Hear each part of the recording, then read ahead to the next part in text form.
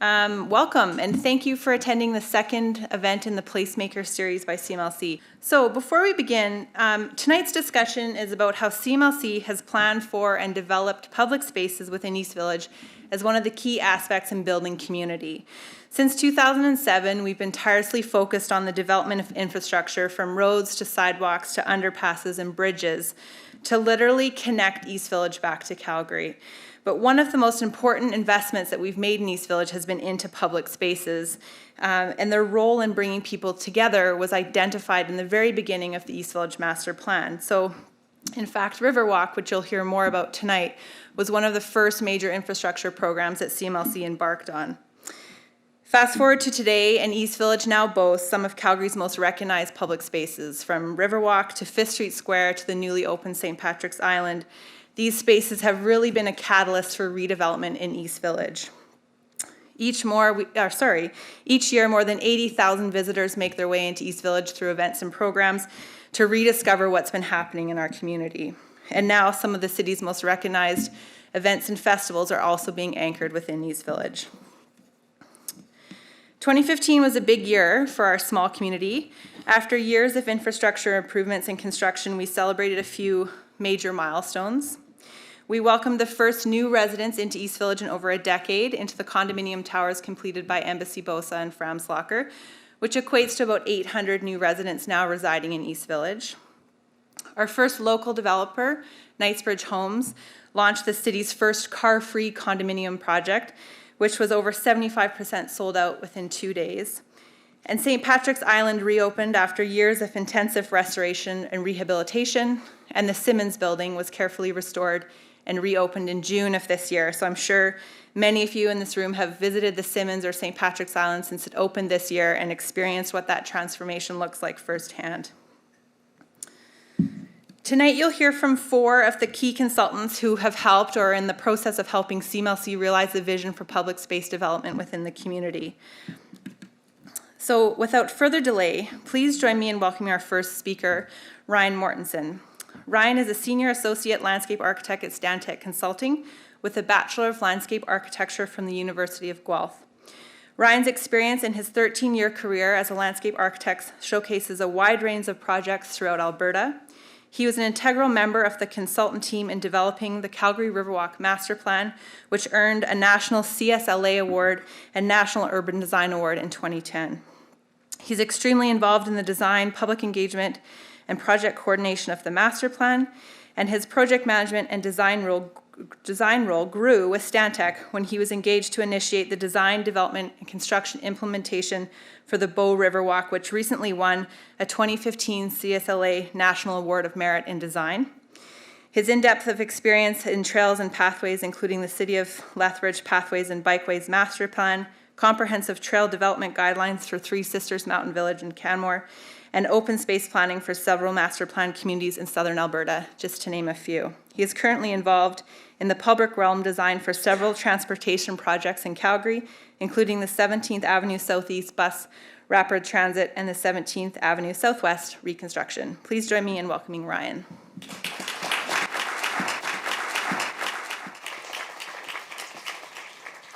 Oh, forward and back. Okay, thanks.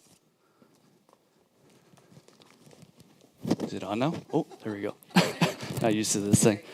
I just wanted to start by saying that I've been working on East Village and with CMLC for a very long time, and I'm honored to be up here with these other speakers. And I think they're fabulous designers, and their projects are equally, if not, fabulous. So I don't know what else to say in that respect, but I kind of wanted to start off with some history of the project. And Riverwalk, I mean, it's gone through such an immense transformation. Historically, the Bow River in eastern downtown Calgary was primarily industrial, very industrialized, lots of factories. There were, train yards, all kinds of things like that. And in the 1950s, everything was filled in for flood protection, and there was, everything from demolition to old sidewalks to drywall deposits, all kinds of weird things that were filled in there. And then when the industrial uses eventually disappeared, it became an open space system that was kind of isolated from the rest of Calgary. It was a little bit neglected, and there were many social challenges that started to arise there. So essentially, it was kind of like the backyard to downtown, or where all of these old industrial things used to happen, and then it was kind of ignored. And so the city of Calgary initially hired us to do a costing exercise to extend the Eau Claire promenade for about 4 kilometers, basically in the same alignment as it existed previously with the old asphalt pathways. So we started thinking about that and discussing a little bit further with the city about some greater opportunities with the future redevelopment of East Village, and how the Riverwalk could potentially become the front door for that redevelopment and other areas within the Rivers District. And so it became about placemaking, and it became about reshaping the identity of the Eastern Downtown's interface with the river. So around, I think it was 2007 was the inception of CMLC, roughly. We started working with CMLC on the same project, and the momentum and that idea just started growing immensely. And the opportunity to develop something that was a place and had a strong identity that related to that infrastructure renewal in that area. So CMLC engaged us to work on a master plan, and we worked very extensively with CMLC over the course of about a year to develop a 4-kilometer river edge sort of pathway master plan through 6 precincts. So it started in Eastern Chinatown, East Village for Calgary, the Victoria Crossing Beltline, through Stampede Park and over to Lindsay Park. And through that process, there was extensive advisory and public engagement. So we had lots of stakeholder workshops. There was an advisory committee that consisted of City of Calgary Parks, Police Services, the Fire Department, Aldermen, the various community advisory committees for each district, a river advisory committee, and an accessibility committee. Out of that process, there were 4 major aspirations or design aspirations that came out of the master plan that started to influence how the Riverwalk was taking shape. So the first one was to encourage a renewed interest in the natural assets of the river. So we looked at all of these really cool historic air photos and how the city has developed over time and influenced that river, like the filling in of the for flood protection, and in the southern areas, the Big Bend of the Elbow, how the Stampede grounds were influencing that. And we really tried to identify some areas or opportunities to reclaim some of the natural characteristics of the river from what it was previously. We wanted to unveil an abundance of pedestrian and cyclist experiences. So this is a great photograph of just all these different activities, commuter cyclists, recreational cyclists, dog walkers, people lounging by the river. So lots of different uses. To link the existing and future redevelopment opportunities with the greater Bow River pathway system. So there's all of these different planning contexts and plans that are continually evolving over time, and how the Riverwalk ties in with those to create connectivity to the island, Inglewood, Stampede, through connecting back into East Village, and then westward to Eau Claire and Chinatown. And then finally, to become a catalyst for the revitalization of East Village. I mean, there's a tremendous opportunity to develop an open space concurrently and collaboratively with an extensive infrastructure renewal program, and try to really focus on the private sector investment and the public interest in the project. Oh, that's the one there.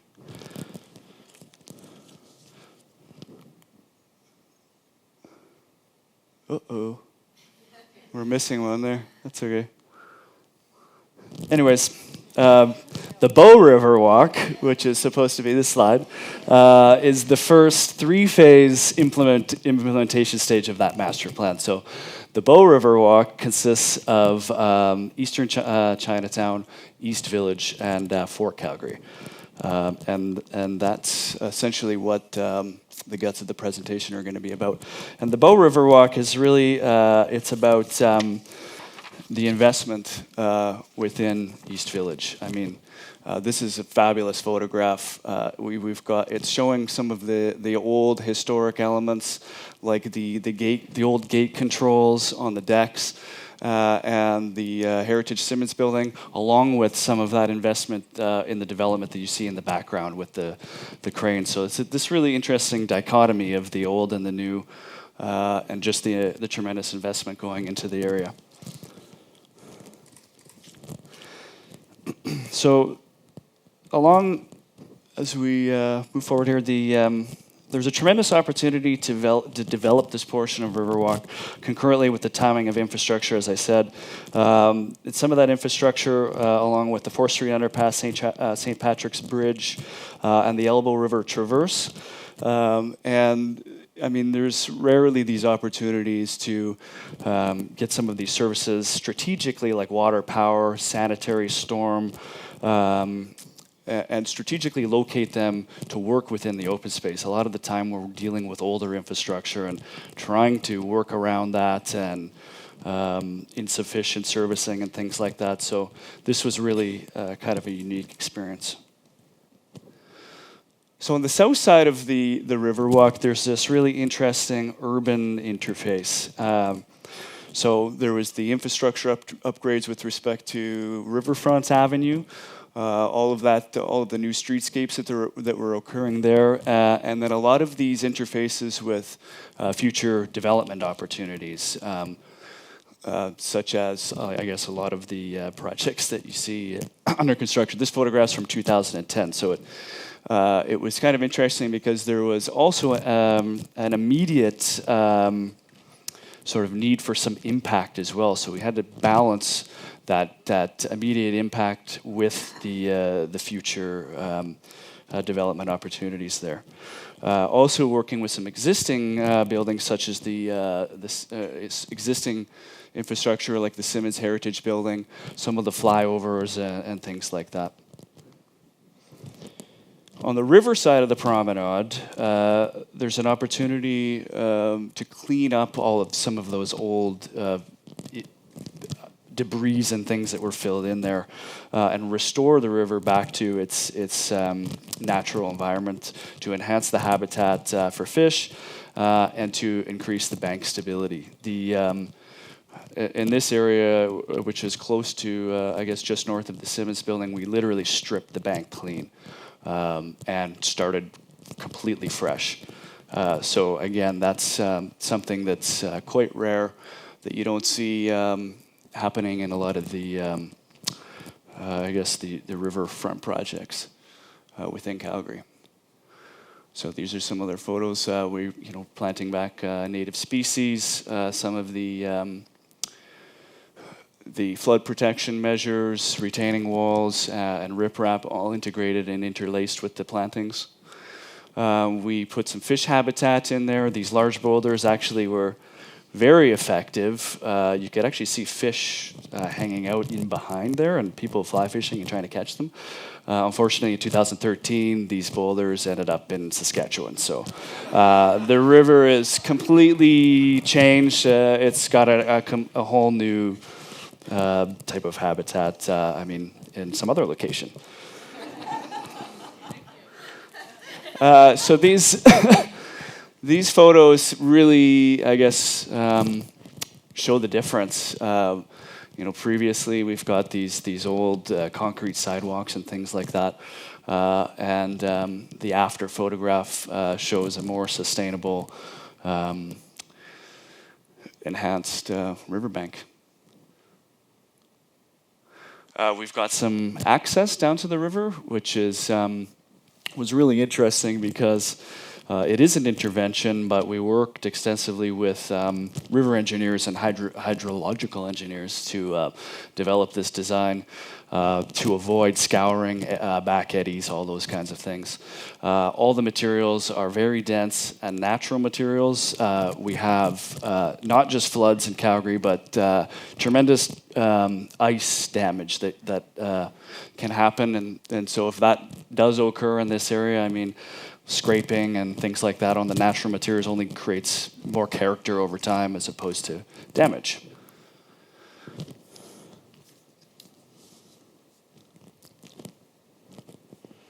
I lost my spot here. So the Riverwalk also addresses a complex task of accommodating the often conflicting systems between pedestrians and cyclists in Calgary. I mean, we've got a very extensive group of commuter cyclists in Calgary. They travel at a different speed than pedestrians. So managing those speed differences and creating a dual sort of multimodal pathway system was really important. To accommodate the higher traffic and potential future uses as East Village develops out, and you're going to get a much more uses there. So, I mean, accommodating not only commuter cyclists but pedestrians and recreational users. So there's an opportunity for the pathway to be undulating and not necessarily a consistent width. So wider in areas where there's potential views over the river, creating a braided system that sort of speaks as a metaphor to the braiding of the mountain streams and coming from the headwaters of the Bow, and then the pathway consolidating into one as it gets to its most intensive use at the nucleus or core of East Village. So we wanted to focus also on moments of enjoyment along that linear experience. So having spots where people can pull off and get connected to the river views. This is a really cool initiative that CMLC had for a while, doing the yoga on the decks. That was fortunate to get a snapshot of that.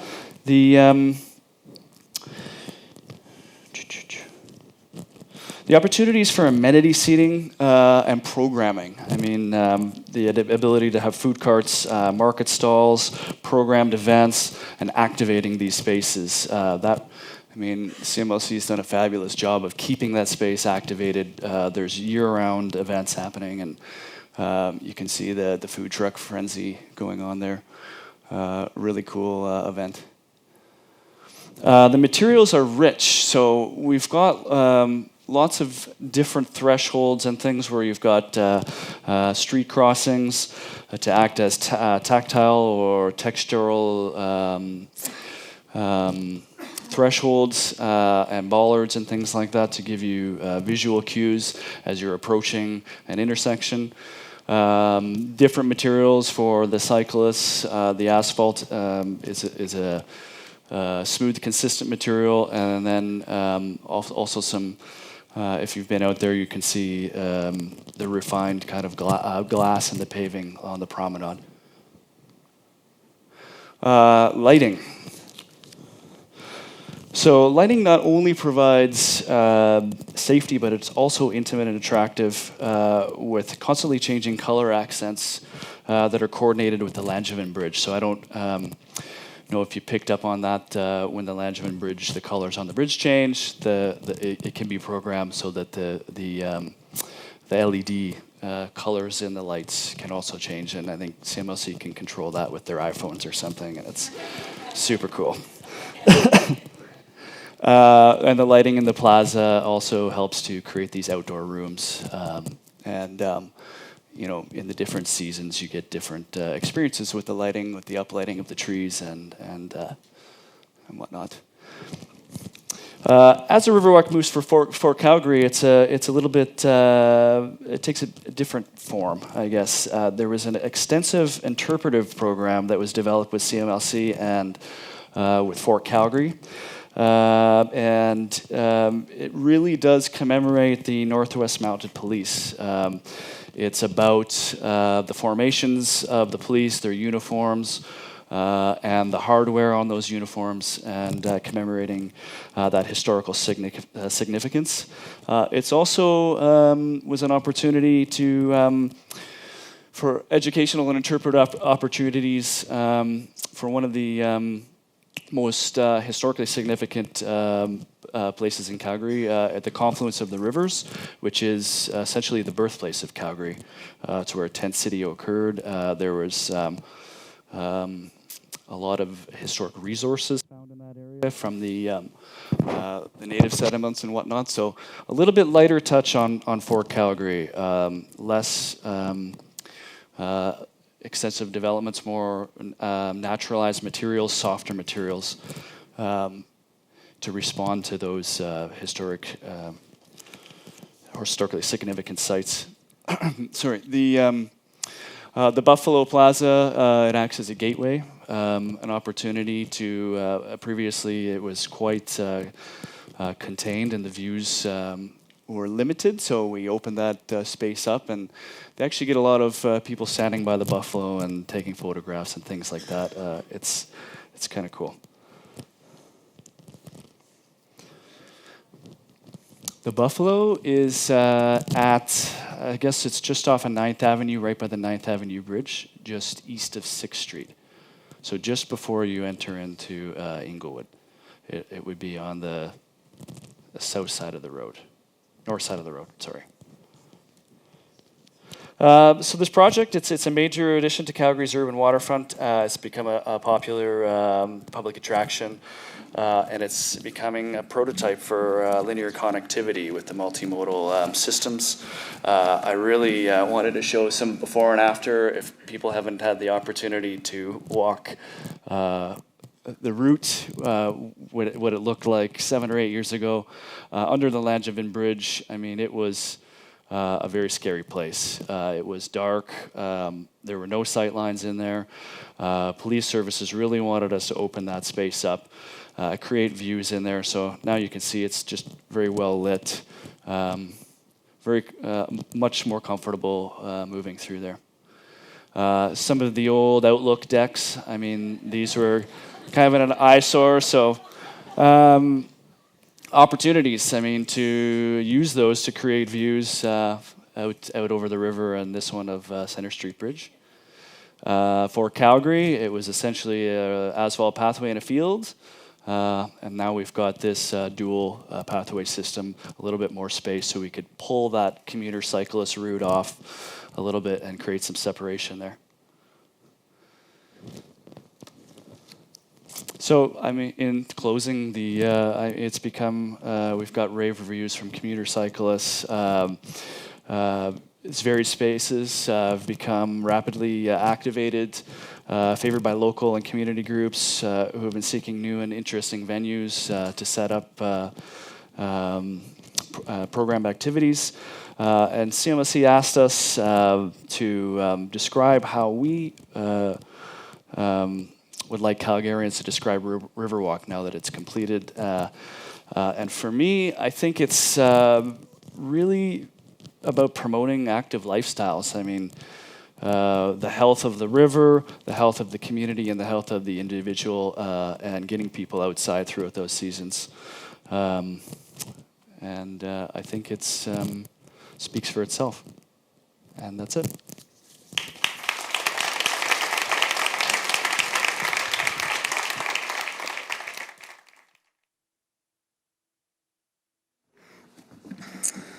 Okay, thank you, Ryan. I apologize about the image. Ryan asked me before the evening started if I included all his slides, and I told him that I had, so I'm not sure what happened to that one. Our next presentation will be a joint presentation by Marc Johnson, the president of Civitas, based out of Denver, and Barbara Wilks, principal of W Architecture and Landscape Architecture in New York. They both flew in for the occasion this evening. Just to tell you a little bit about each of them, Marc is a leading designer and thought leader who has spearheaded Civitas's most challenging projects. He began his career at Utah State University, where he received his Bachelor of Landscape Architecture, and he subsequently earned his Master's in Landscape Architecture in Urban Design from Harvard. He is a regular lecturer with the American Institute of Architects, the American Society of Landscape Architects, the American Planning Association, and the Urban Land Institute. Since co-founding Civitas in 1984, Marc has led major public space projects and urban design plans and strategies, and has become widely known for his impact on several cities, on education, and on the role that landscape architects can play in leading complex projects to successful results. He has led many communities through challenging programming and design conditions, and he established Civitas as a leading firm on a national and international level. Barbara is an architect and landscape architect with over 35 years of experience. She uses her leadership skills to realign nature and the city within a specialty waterfront environment. Having led projects for more than 12 waterfront park and master plan projects, she is very knowledgeable about the specific requirements of building projects that respond to the requirements and characteristics of these unique places.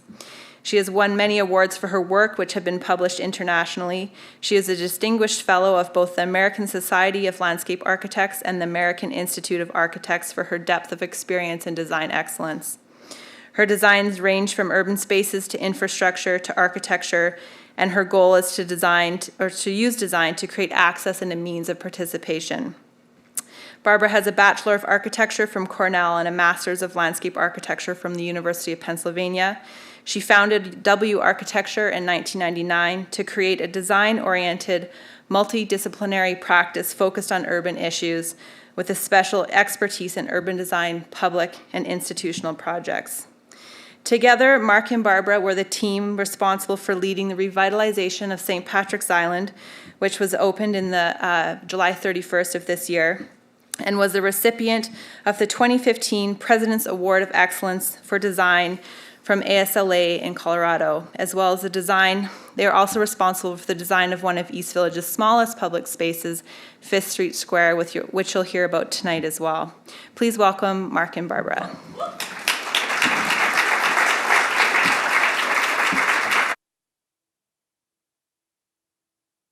Are we on? Hello? Yes. Yes, are we on? Okay. Well, Claire, that was extremely nice, but what she actually said is now we're going to hear from the old guys. All right, but we're also very honored to be here with this distinguished company and to represent, we were honored to be asked. I mean, we actually started by winning a competition for the St. Patrick's Island. That's what brought us here to begin with. So, the role of public space and community development. I mean, this should be like a huge presentation for some conference, because it's a great example of what you can do to change a place through this great planning. This is when we came, we're from out of town. So having this master plan that we could understand how the work we did fit into what was going on, was very helpful, as I'm sure it is for all the developers also that are flocking now to East Village. So we're going to show you the two outlined in red. As they said, 5th Street Square, which is one of the smallest in that little space right there in the middle, and then St. Patrick's Island, which is one of the biggest in the middle of the river. So very different. Here we go, 3.38 acres and 24, although I saw 31 on, it's big. Very different contexts. We were asked to talk about how we as designers think about these places similarly and differently. So we're going to try to do that as we speak.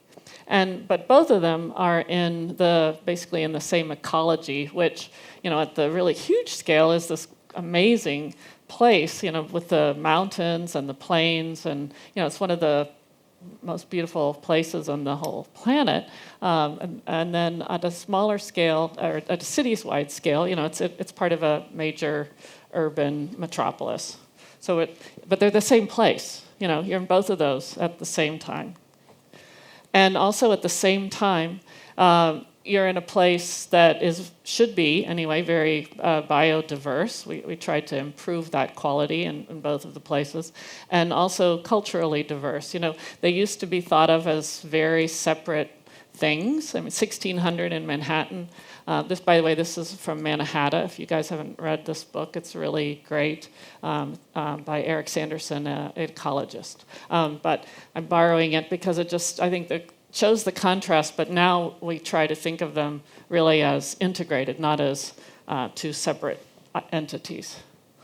And this just talks about that even further. The whole world, it's now being seen it's not such a big place. It's kind of small and we have to take care of it. And everything's, connected. So I think one thing that comes very strongly out of the master plan is the importance of walking and how to reinforce that in all the places that are part of East Village. And so that's something else we want to talk about. Marc always likes to talk about taking a stroll. So I'm going to mostly do Fifth Street Square, and Marc's mostly going to do St. Patrick's, although we're allowed to pipe in on each other. I'll tell her when she's wrong. The heart of the neighborhood. It's good to know what is supposed to be the role of the space you're designing. So this one is the heart of the neighborhood. This, I guess you've seen this now before. Not too long ago, this was a blank slate. Pretty amazing. And both places actually are being, quite actively rebuilt. They're both very constructed. Even though one looks more natural than the other, they're both very constructed places. The particularities about this space are that it has, one spine that goes towards the water to the north. It has this riff going across it, or will anyway, which will be retail. And then tucks into kind of a residential neighborhood to the south. Some of the constraints, that purple line in the middle, that is utilities, and it meant sort of one of our first ideas, a nice bosque of trees right in the middle would be great. We couldn't do that because of the utilities. So, these things become constraints and opportunities, and it makes you think of, so what, given this, then what can we do? What would be fun? And then the other question we asked is, well, what kind of place? It's the heart of the neighborhood, but what kind of heart is it? And so this was something we talked about with the client quite a great deal, and actually so many more. This is a condensed version of what we used to talk to them. But there's one version where it's mostly a hardscape, so it's a very flexible place for lots of programming. The neighborhood green is, mostly a green space. Not so much programming, a little softer because you'd be tearing up the lawn constantly. Or there's a mix, and I think we went towards flexible with mix. So we ended up with this. I think probably most of you have seen it, but there's a flexible use space in the middle that is supposed to allow programming in all seasons. And then on the sides are shady, treed areas for a more intimate gathering. And also, you've got to remember, I don't know, does this have a pointer? But eventually it's going to be surrounded by buildings. Right now, it's kind of open and be very different if you think of, the intimacy of these kinds of spaces when you have the buildings interfacing them on either side, on all sides. So here's the plan. Where these triangular things came from is sort of driving out to Banff and the mountains and trying to get some topography. I know it's a stretch, but there's also different kinds of, some of the triangles, some of them have lawn, so we get in that bit of green. And you have to remind them, CMLC rejected the glacier idea. yeah, we had other thoughts, but we like this one. we have the lawn that you can still lay on and relax. And then there's also these sloped gardens. So some of them tilt one way, you may have noticed, and some tilt the other. So the ones that tilt one way are lawns. If they tilt the other way, then they become gardens and they have the evergreens in them. So that's the part of the different ecology coming into town. And then we have the shade trees. This is talking about that. I said it at the wrong time. But it also allows you to watch what's going on. You know, these sloped lawns, if you're on them, it becomes a little bit of a place to be. So we have the shady gathering, more intimate spaces at the side. This is our development sketches. And I guess I could talk a little bit here about the materials. We wanted these more intimate places to have a softer feel. So it has the resin-bound gravel, resin-bound, so it's ADA accessible, and it also is very porous. The water just goes right through it, but it still gives you that feeling of a soft kind of gravelly scape. And then the flexible multi-use space in the middle is harder, and it's a paving material. It's a little different than the paving that's used all throughout East Village, but that's just to give it a little bit more of a distinction, but yet it's still part of East Village. One of the things, this is part what I'm trying to say that we do in all spaces, is we worry about how people can move around. So loops and links, you'll hear Marc talk about this too. These are just showing some of the ways you can loop around through this tiny space.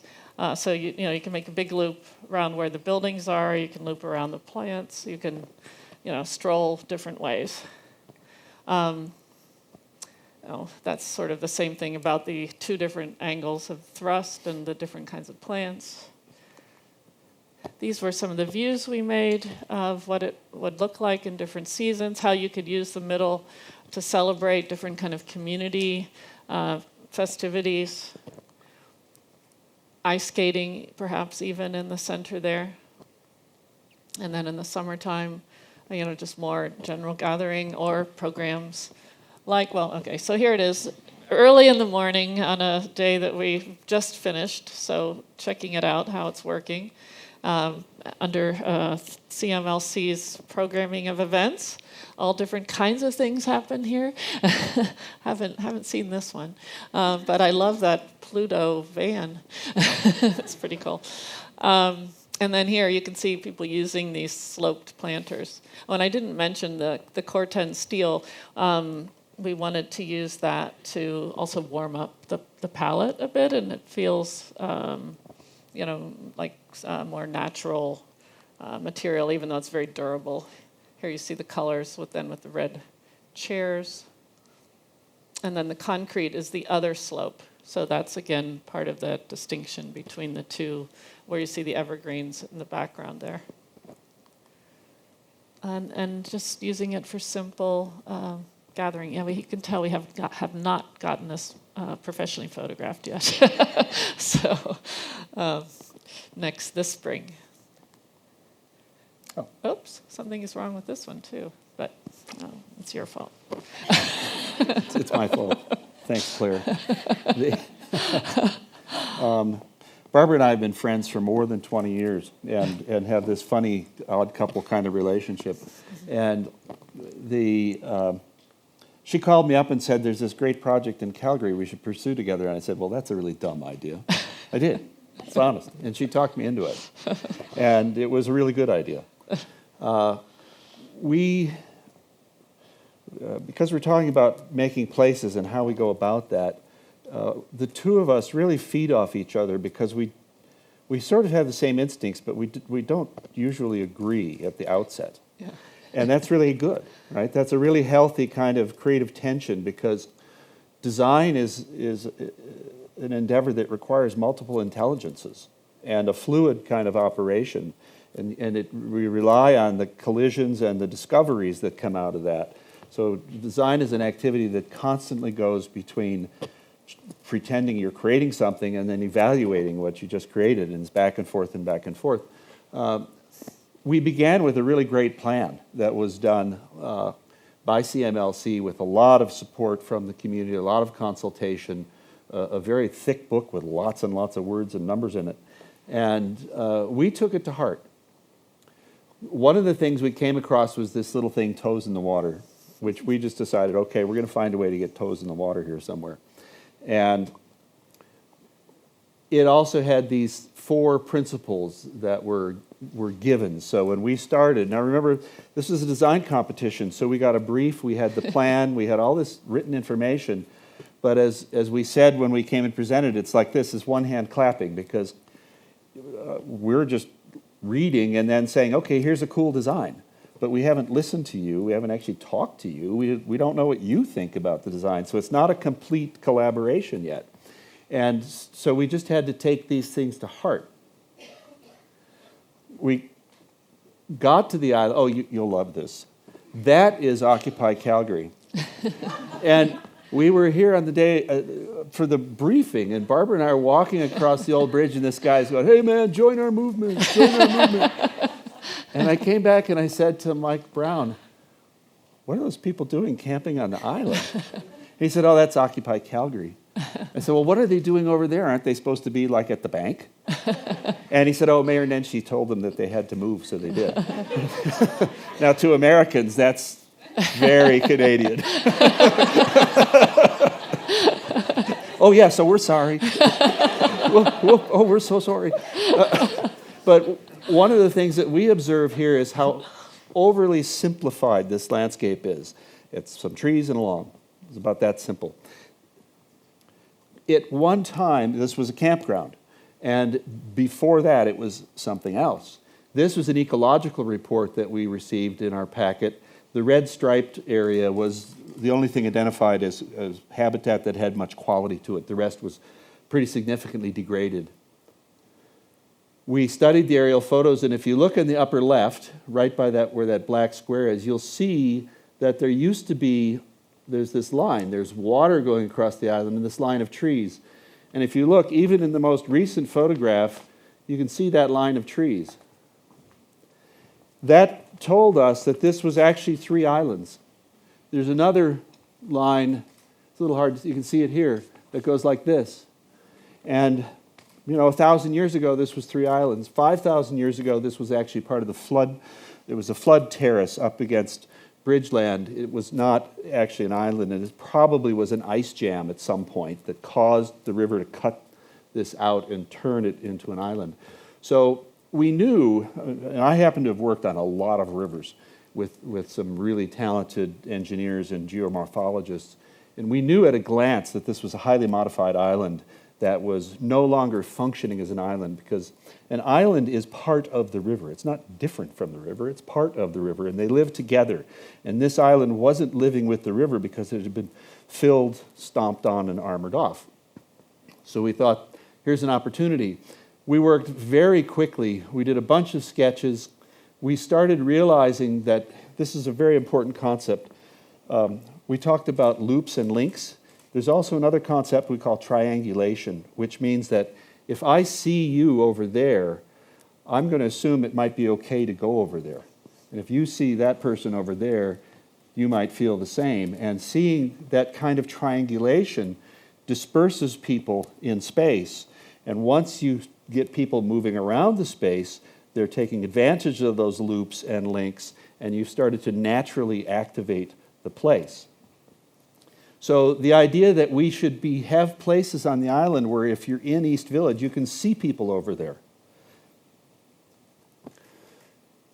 We started thinking about this idea of if we could actually cut this breach across the island and make a new wetland where the other breach used to be, and an idea of a hill. One of the things that we talk about a lot is personal experience. And in my experience, if you make a hill, people go to the top of it, and they look around. And if you make an edge, they go like this. It's true. And it's really funny because the island does not need instructions because of that, because we tried to build it on human nature. So here you see this progression of the filling of the island, and then on the right, these dashed lines indicate where we took that soil away and opened the island up again. there was the flood, and it was really quite interesting because we immediately got a call, oh my gosh, there's this big flood, everything's bad, we're going to have to change the design and so on and so forth. And we came up on this day, and the island was doing exactly what we expected it to do. It was even trying to cut the new breach we were trying to make. It actually tried to do that. You could see that was the one place where it was just hysterical. Yes. We stood there and said, see, the island wants its breach back. It's right here. So the basic idea was to create a variety of activities dispersed throughout a restored natural place, so that you would have the loops, you would have the links, you would have that triangulation and that sort of natural behavior that people would bring to it. And we also tried to keep it out of the really good habitat. So that's why you see there's not very much going on in that one area right across from the confluence, which was the basic parts are the point, and then the seasonal breach, and then the rise, where it's E, that's the hill. H is what we call the lowland channel. K, you look at CK, the transect. If you've been there, you see this big long thing that cuts across the island. And then the lookout, which has the amphitheater and the cove and the pond, etc. We'll just go through that. These are the loops, so that there's many ways to walk. These are the activities at a gross level, but then at a more detailed level, there are more activities than that. So there's tiers or layers of things to do and places to be. Even down to simple things, you'll see there are 2 bridges across the breach. One that carries vehicles, so you could bring a fire truck out there if you need to, or a police car, an ambulance, or something like that. The other, which is strictly for bikes and people, so that you can see people. The reason that we have this bridge is so that you can stand here and look at the river and look at downtown, but so that people downtown can see you. It's a triangulation idea. That's why the bridge is exposed there. So here are people doing what people do. Look at in the upper picture, all the layers of things that people are doing. There's probably 20 different activities that people are doing there. We have this, I have a whole slideshow about the things that people do in public places. And I happen to think that the most important thing that people do in public places is think. People think in public space. Today, they take selfies. On September 15th, at the ribbon cutting, there were already 1,300 Instagram pictures of this island, half of which are selfies. But if you think about it, if you look at Facebook, Instagram, or whatever, people are taking, here I am with my friend, here I'm with my dinner, this and that, but it's always in a place. And so these selfies and these posting of social media is actually a new way that we're sharing our experience in places, meaning that the sharing of these experiences is fundamental to how we can keep our culture together going forward into this more technological world. I have another description for what I call that thing on top. I call it being alone together, because that's what people love. This is one of the renderings that we did with this crazy idea. Yeah, we'll just cut a hole in the island. And it works. I mean, that's so cool, that juxtaposition of kids playing in the water right downtown. And we intend to be skating out there. Then the rise, the hill that we built in the middle. That was all the stuff that we dug out of the other places? People told us we probably couldn't get this permitted, but we did, because we created so many more multiple benefits than the very minor impact that this creates. There's a fire circle on top. When we first presented this to Mayor Nenshi, I said, and a really big fire on the hill. And then I said, could we have that? And he turns to the parks director, can we have that? So there's a fire circle. And this is what it's like being up there. It's this really kind of surreal thing. We intentionally made it kind of surreal, so it's really an object. It's because it's not natural, it's not of the landscape, so we're trying to call attention to it. Then this area called the Lookout, with many, many parts. These are just precedents that we were looked at on the right of ideas that we thought we could try to incorporate. There's this shade structure which signifies arrival and has the amphitheater space. Again, always looking for that triangulation. Here you can really see how that triangulation works. There's the transect, that bridge in the background. So you can see there's 3 different corridors that you can see off into space here, telling you that it's okay to go over there. It's a bit like what Ryan said about opening up under the bridge. It's got a very intentional, even low level of light, which is good for visibility and good for wildlife. I guess we're done. Thank you.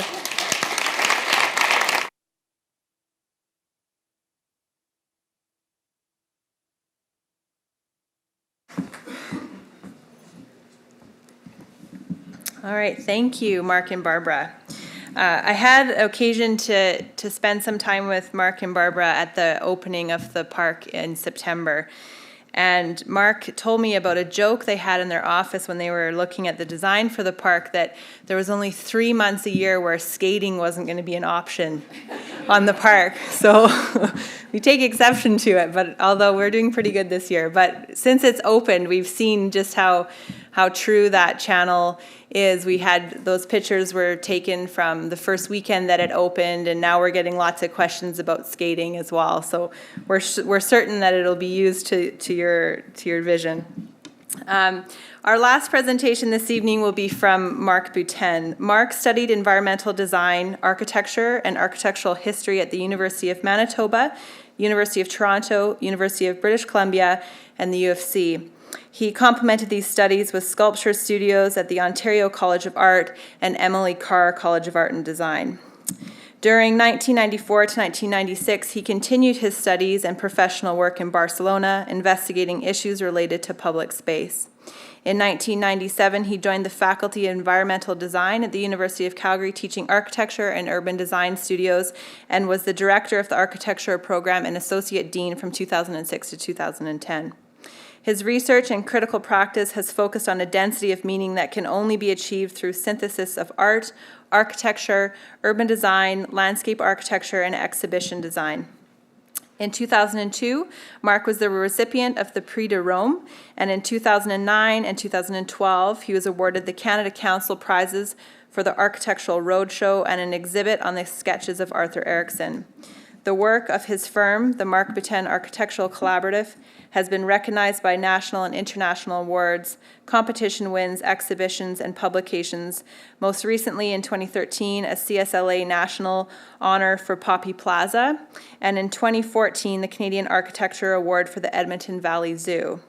Marc and his team is currently leading and responsible for the design of C Square, one of EV's urban squares that is currently under construction along 4th Street Southeast between 7th Avenue and 6th Avenue, which is scheduled to open in a couple months. Please welcome Marc Boutin.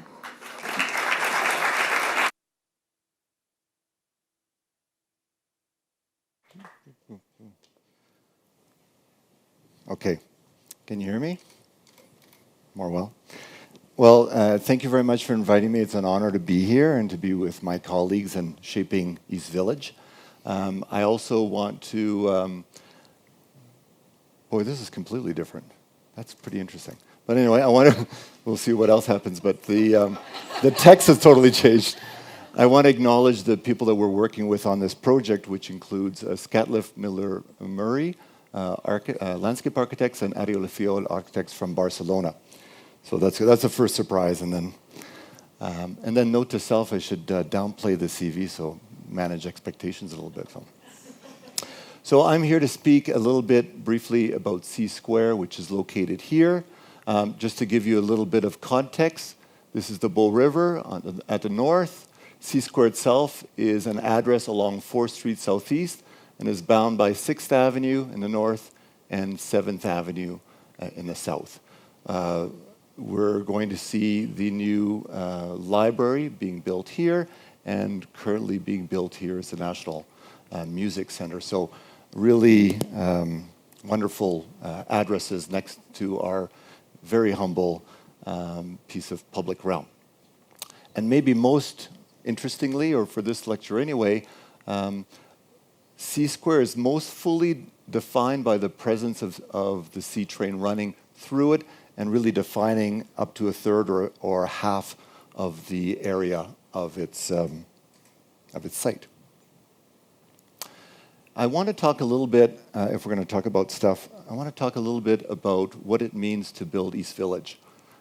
I love this photograph because, maybe because we modified it a little bit for effect, but I love this photograph because we need props to lean on. But what an incredible endeavor it is to build an amount of area like this in one go. And what does it mean? And having lived in Calgary in the early 70s and coming back to Calgary through the 90s till now, it's really an unprecedented chapter in our city building. And it also means that for many decades, I truly believe that most of the citizens in Calgary had agoraphobia.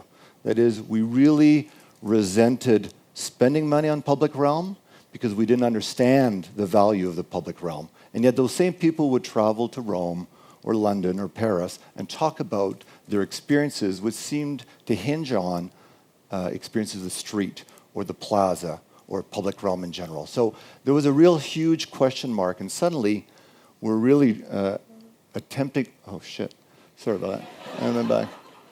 There it is. Whew. We're really realizing what it means with a renewed commitment with people like, for example, Councillor Farrell or our mayor, about how do we invest and conceive of public realm in Calgary. So here is, let me see, I've got to find it, 7th, and this is our site right here with the C train coming through it. All right. I want to talk about time as context. That's very important. I'm going to speak to the physical context that define the design process that we've recently completed, and we're building the Plaza now. But time as context is critical.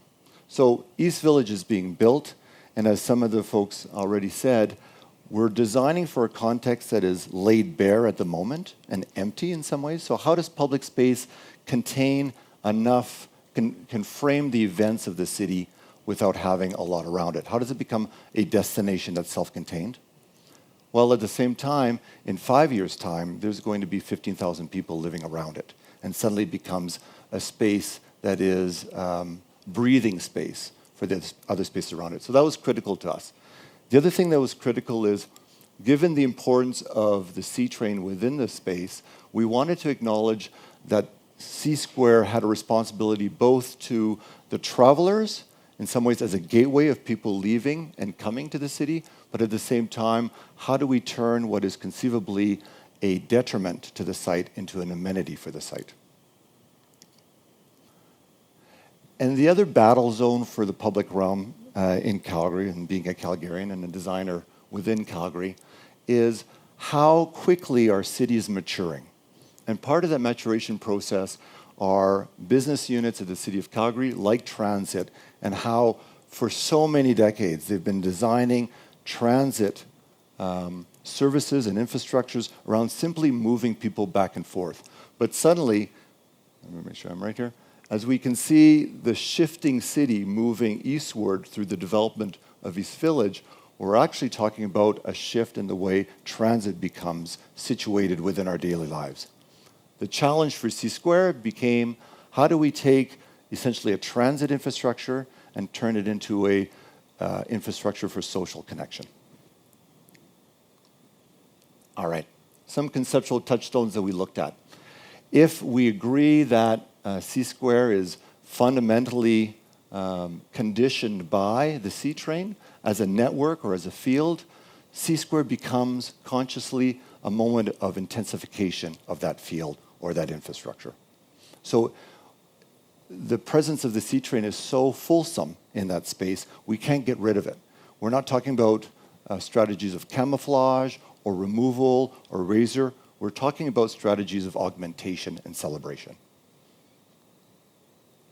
Secondly, the C train and all that's associated with it moves through the space at a very, I think during certain times of the day or the evening, every 120 seconds, every 240 seconds. So it's real frequency in moving through it. So suddenly we look at a key conceptual touchstone as being the plaza itself becomes in some ways a manifestation of the energy or the dynamism of the sea train itself. All right, very schematically, again, the space is quite small, and what the aerial photographs didn't show is that CMLC had gone ahead and developed a roadway which is riverfront lane running north-south. This is the sea train running through the site. This is the confines of our site.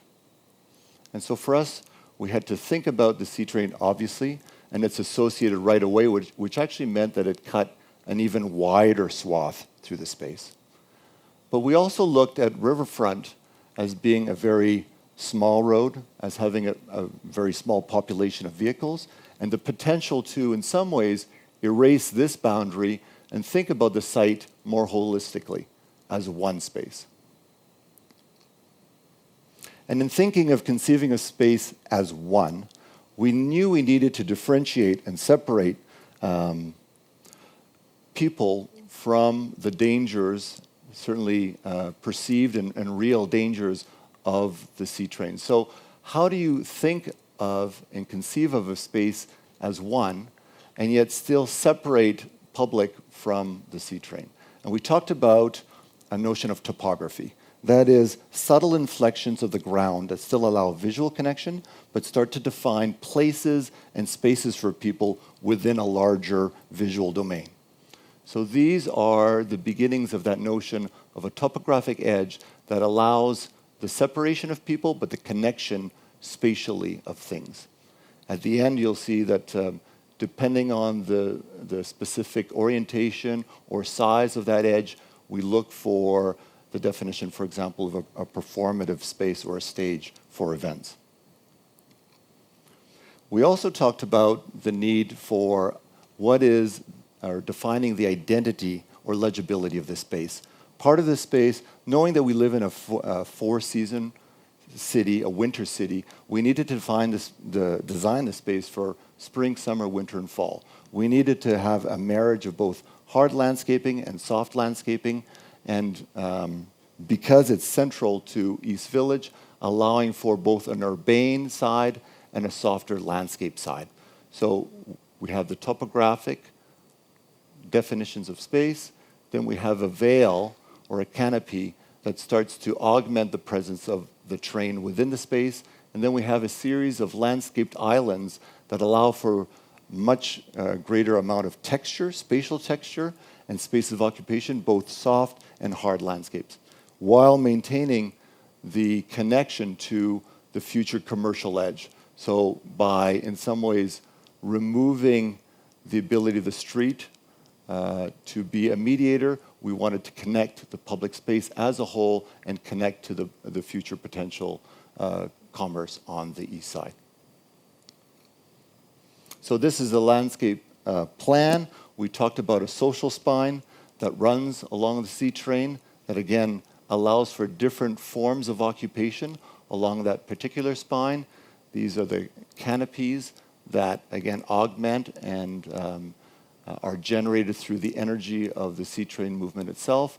These islands of green, and again, with a strong sense of permeability connecting to that commercial edge. And we also, maybe that'll be more of a section discussion.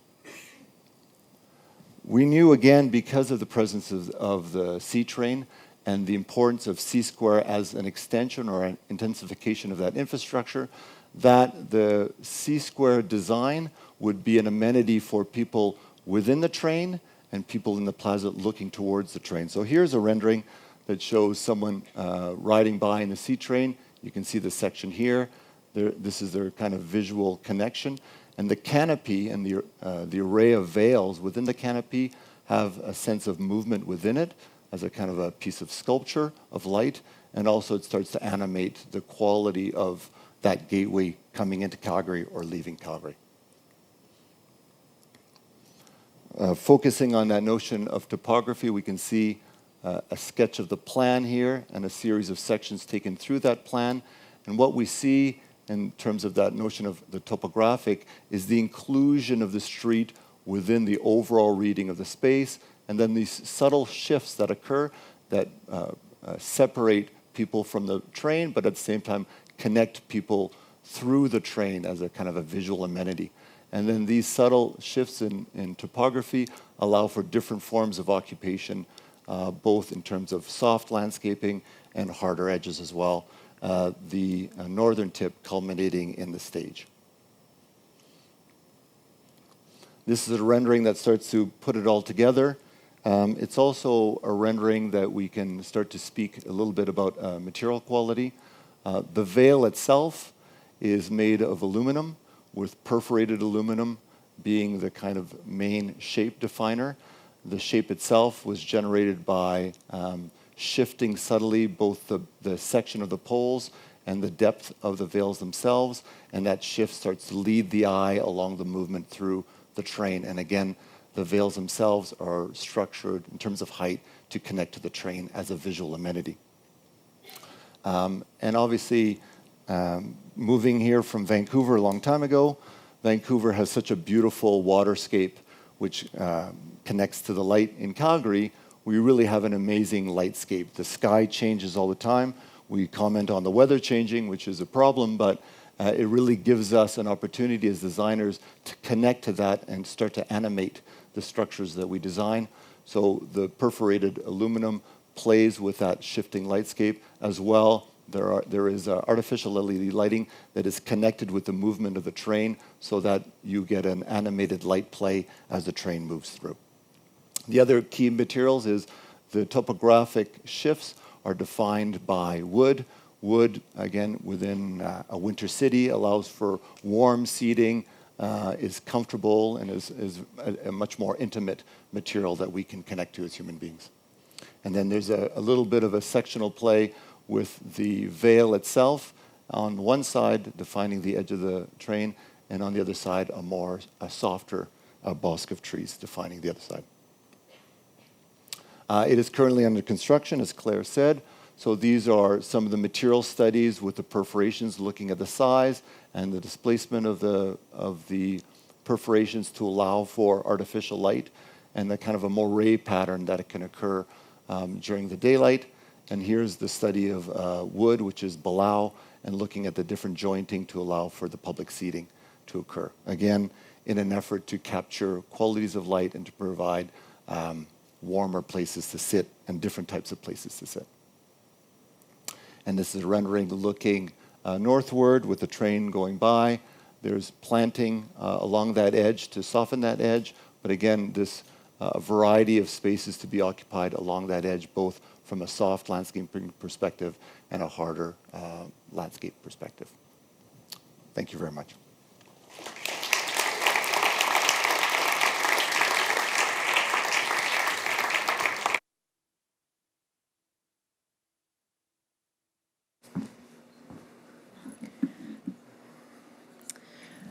All right, thank you, Marc. So that concludes the formal presentations for this evening. So we're going to move into a panel discussion with each of our speakers and take questions from the audience. Just before we get started, I'll invite our speakers to come up on stage. There's two mics, one on the top level in the balcony, just on your right-hand side, and then one here just off to my left. So if you do have a question, please just make your way over to one of the microphones. Also, if you're comfortable, the acoustics in the theater are pretty good, so we'll hear you if you stick your hand up and you just want to ask a question directly from your seat. So joining us on the panel is Susan Veers, who's the Vice President of Marketing and Communications for CMLC. And she will be speaking to the role of programming and activating the public spaces that we've just learned about. And also welcome Kate Thompson, who's the Director of Development for CMLC, who will be moderating the panel this evening. Thanks.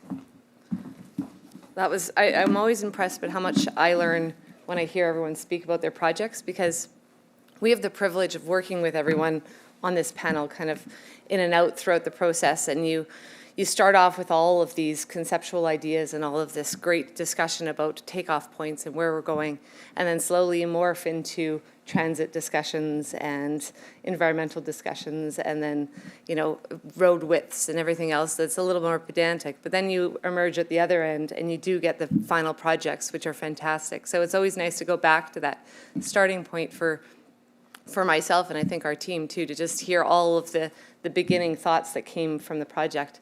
I think without the passion that you kind of hear on the stage, these spaces would not be as beloved as they are already in Calgary, which is a testament to the passion that the team brings. The other part of the success, I think, of all these spaces is the programming that CMLC has been in charge of in terms of bringing people to the spaces. So letting them see how great these spaces are. You know, they can be wonderful in isolation, but unless you have people there experiencing them, it falls flat. So I think the programming has been a huge part of the success, and I think Susan can best speak to what CMLC's challenges have been in terms of bringing people actually to these spaces. I mean, the diverse space that each of these 4 designers is talking about requires a different vision and a different type of activity to be planned to bring people there. So maybe Susan can start us off in talking about programming the spaces. There you go. Yeah, Take I it. can do a break. You take over. So I just wanted to say, I think our president snuck in the back door. Michael Brown's at the back, so I want to say hello to him. So I guess I would just say that in many ways we were expecting this team in 2007, 8, and 9. So it's really fantastical to sit here and listen to it, because in 2009, we called out the vision for the village. We stood in the Simmons space. We were working in there at the time. We invited a couple hundred of our friends over, and we described for them what we felt this mixed-use, amenity-rich community was going to be about. And it's different to know it then and to see it now, because we were starting from a position of negativity, and we had a very bad reputation. I mean, how many of you spent, by showing hands, how many of you actually spent a lot of time, active time in East Village in 2009? 3, 4. Oh, okay, so that's... Good job. So I guess you can see where I'm going with this. We made a very, very conscious decision in 2009 that as we build infrastructure, we would program the infrastructure. We needed to change our reputation, and we needed to convince Calgarians that this was going to be a place where you wanted to live, that you were going to make an investment, that you were going to maybe raise a family. You were going to spend a lot of time in this community. So very, very strategically back then, and it shifted in 12, and I'll tell you why it shifted. But in 2009, we decided when we build something, we will program it, and we will show Calgarians, by virtue of welcoming them into the space, the transformation that is happening in the community. And step by step, we'll change our brand reputation, we'll change our image, and we'll eventually convert East Village into a wonderful place connected to the downtown core. So back then, actually, and Ryan showed, I think, an early picture of it, our very first program was right behind the Simmons building. It was November of 2010. We opened the very first phase of Riverwalk, which is inclusive of a plaza. And that plaza allowed us the opportunity to bring in, it's designed for larger scale events. I mean, for those of you that know the plaza area, you know that we can actually program it for up to 2,000 people. So starting that month, we began to program it. And the very first thing we did was we did an installation of temporary art. And it was on the buildings and along the abutments, because we wanted to move people, through the plaza, up and down the river, connect them to the river. And in that connection was pretty important, because as Ryan showed in his slides, there was really not that ability to get into the water. So we wanted to educate people as to how you could come into the space, attend a large event, because the infrastructure supported a large event. But if you really wanted to spend some time along the banks of the river, you could get down onto those basalt steps, and you can move your way into into the river. So from 2009, as we moved through the programming of the village, we hit 2012. And in 2012, we'd substantially sold a lot of our land, and we were preparing for residential sales and consumer offerings. And so our programming changed a little bit to become more lifestyle-like. And we invited people to come into this very large sales center and, again, witness the transformation. And we were storytelling quite actively through that space. But I think part of the success, and maybe back to Kate's question, is sitting here today, and Claire talked about it as well, we've got residents now, living in East Village. It's only been 6 years since we really officially announced the vision of the place. And I think by the support that's here tonight, you can see that it's no longer the East Village of old. It is the newest, oldest, coolest, warmest community. And it is connected. We spent a lot of time programming. There's a whole team under Claire and Jessa and Amanda that program the spaces. And we have regular dialogues with Calgarians and regularly welcome them into the community. And that's been part of the success. Mm-hmm. Absolutely. Thanks, Susan. I think one thing that struck me when everyone was talking is that I think most of you were given kind of a guiding document that probably came from a lot of people in the audience that you had to sort through. I think Marc talked about it as needing, somebody had written, kind of scrawled toes in the water that became an impetus, and Ryan had no doubt through the master plan so many options of touching Calgarians and hearing what they wanted to say. My question, I guess, and this could be for anyone on the panel, is how do you wade through those, layers and layers and pages of people's opinions and the words and come to an actual design? How does the public engagement, I know we had it with the library project that we had intensive public engagement to come to the final design, but how do you actually get to the root of what is good for the city and for the people of Calgary? And maybe I'll start with Ryan at the end because you started earlier. But how do you get through all of that, the stats and the pie charts and the words, and get to an actual design?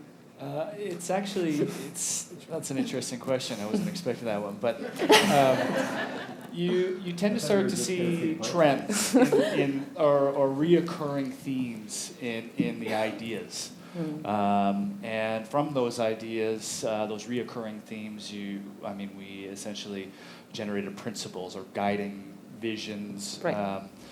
Started with the vision and then guiding principles, and then those principles influence the design.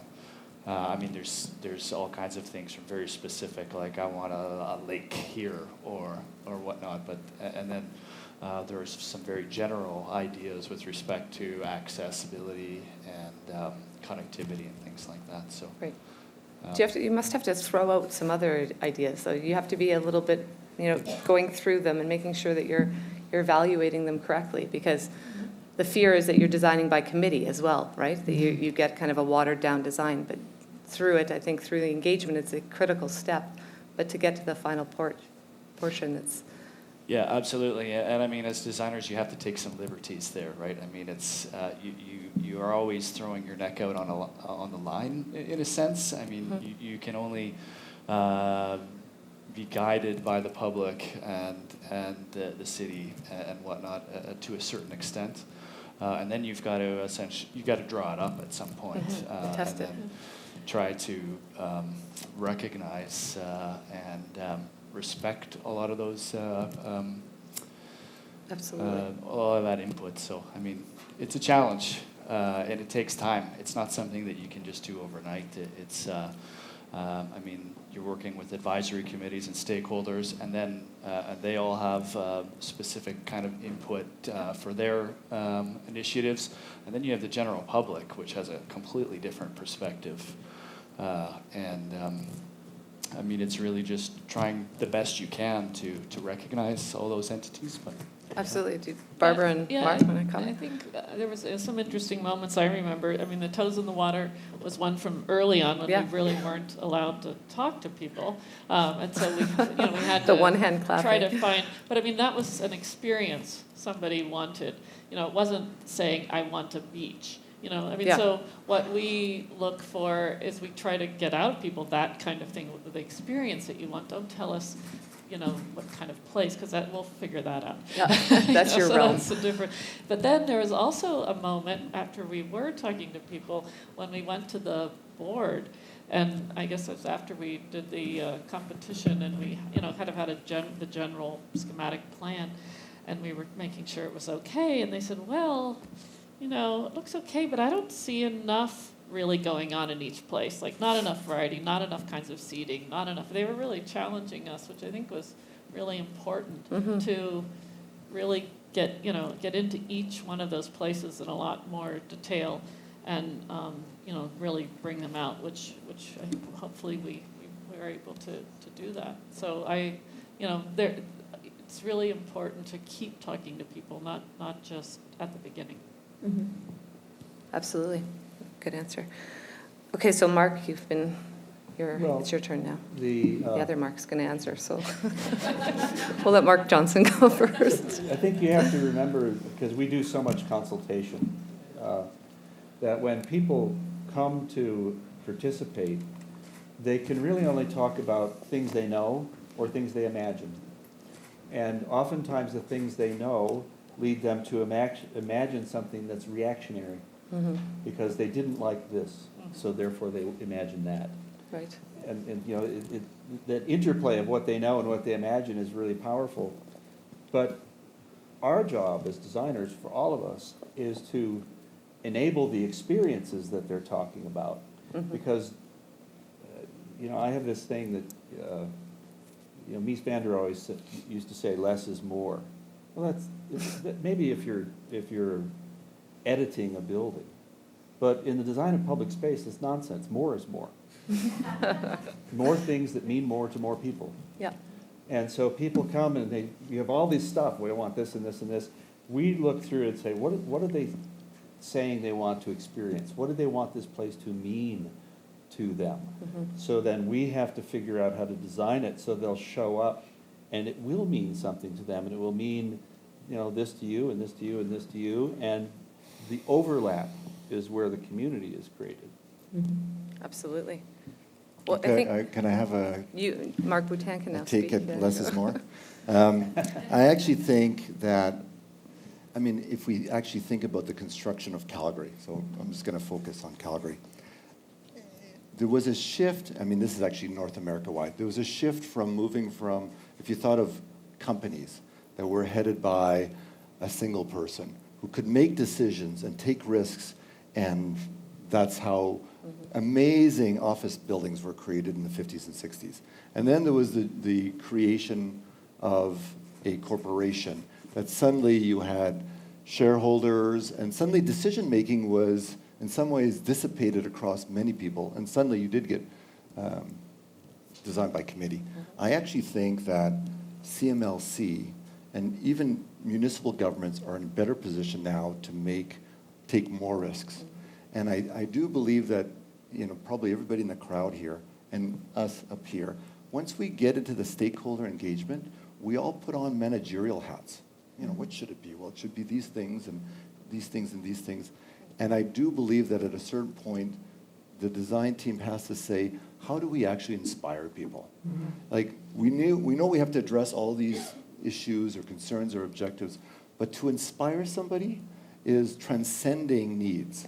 And as soon as people are inspired by their public realm, then they become actors in that public realm, and they engage that public realm. So I think there's a strange balance that occurs between stakeholder engagement, and which gives a mandate for designers. But at the same time, designers have to be able to see that and then inspire, transcend those things into something that's inspirational. Something greater. Absolutely. I will talk about less is more a little bit. I'm not sure I agree with you, because I think more is conceivably problematic. It might mean like a checklist of lots of things to do. Or maybe you didn't say that, but for argument's sake, I'm going to argue that when you design public space, you have to design for the things that can't be anticipated. And so your design strategies, certainly ours, are meant to allow for almost an infrastructure for multiple occupations or appropriations of the space. Because, for example, C-Square, very humble, but Today, it'll exist in isolation. And so we see CMLC getting the food trucks lining up along Riverfront Lane and programming that space fairly heavily. So Riverfront Lane transitions or transforms into a kitchen and a dining area, which is really powerful, and C-Square supports that. In the future, there will be new demands on C-Square, and so the same physical properties have to anticipate different immaterial or occupational needs. And so That's right. I'm not sure if it's more is more or that less can anticipate more in terms of public realm design. Bold. Throwing it out there. Absolutely. Well, I think that's a huge part of what we're doing with CMLC and East Village, is that we have all of these designs that are designs for the 11,000 new residents that will be coming to the area. And right now, I mean, Barbara's Fifth Street Square is in the middle of parkades, or parking lots, flat parking lots. So it's hard to imagine the space as it will be, whether it's But it's used more- now. I mean, we have It's- 1,200 senior citizens living on the doorstep of Fifth Street Square. Absolutely. And it's actually, it's probably going to be easier to activate than C-Square in the early days. But, Right. and it is active. It's amazing that when we first built it and we took down the fences, we thought, are people going to come? And it's constantly, people are using it. But its context around it is not what it will be in the future. And maybe, Barbara, you want to speak to how you actually design now for successful context. The slopes are being sat on, that it is being used. Right. But Yeah, the well, context again, isn't there It's yet. trying to make some kind of feeling of a place, so at least you feel that when you get there that you're surrounded by parking, but, then there are the anchors of the existing Absolutely. buildings, but that you have arrived somewhere. Yes. So, I think that feeling of having arrived and that it is a place, that it's been considered, that there is attention to person being able to occupy it, or multiple people, however, in different ways. But yeah, over time, its use will evolve, and that's what we want. I mean, Absolutely. we want the community to decide how they want to use it, and as the community changes around it, I'm sure the uses will change as well. So. Absolutely. And I think it's a challenge that you rose to design for now and for the future. Maybe for Marc Johnson, the notion in the public engagement of having and if anyone else has questions, please, we have one, go, please. Jump She'll in, just help go me. So I just have a Thank specific you. question. So in 2014, East Village, the census data indicated that it was 72% male. And so my question is, how have you specifically designed the place and or programmed the place to take in the space for women as well as for a diversity of people? Wow, it's a fantastic, so 72% is male? Male. That's fantastic to me. For all you Tell us single why. women. Because our actual sales and marketing data is quite opposite to that.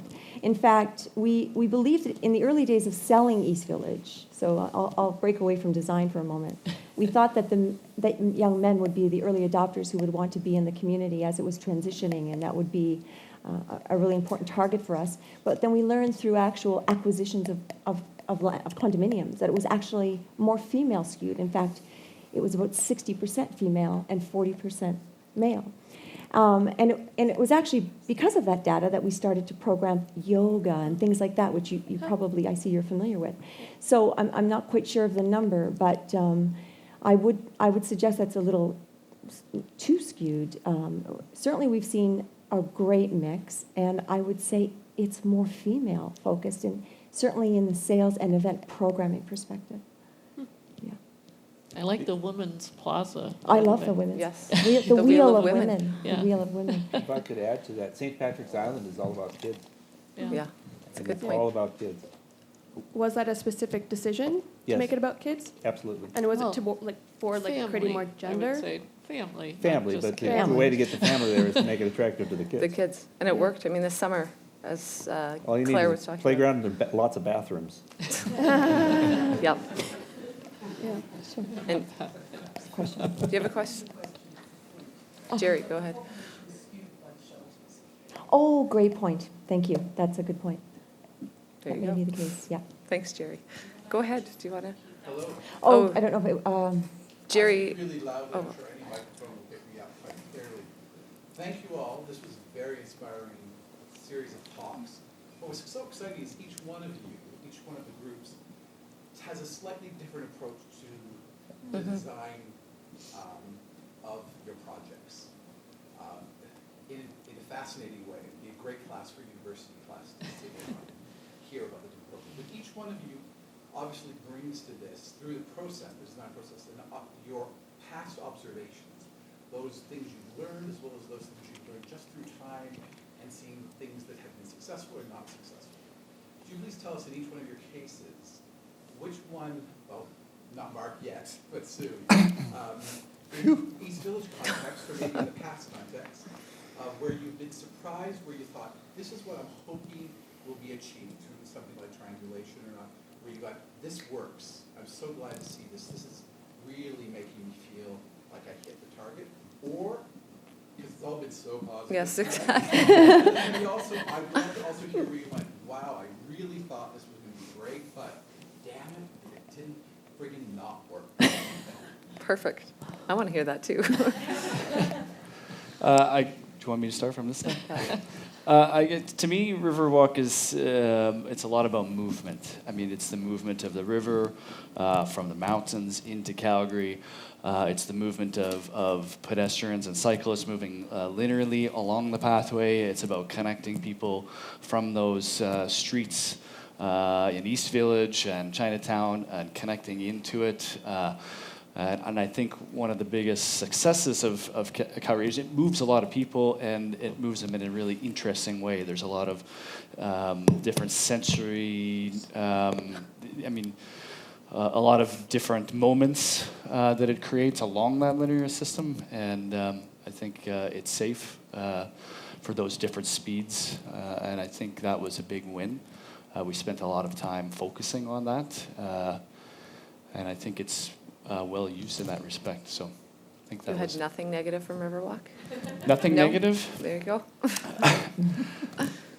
Nope. Well, You don't have to. You don't have to make something up. It doesn't. There's definitely some challenges. I mean, just building along the river in terms of just the flood and actually yeah, building that was required a lot of work. That was the biggest challenge. Was you're dealing with a lot of regulatory agencies when you're working on river projects.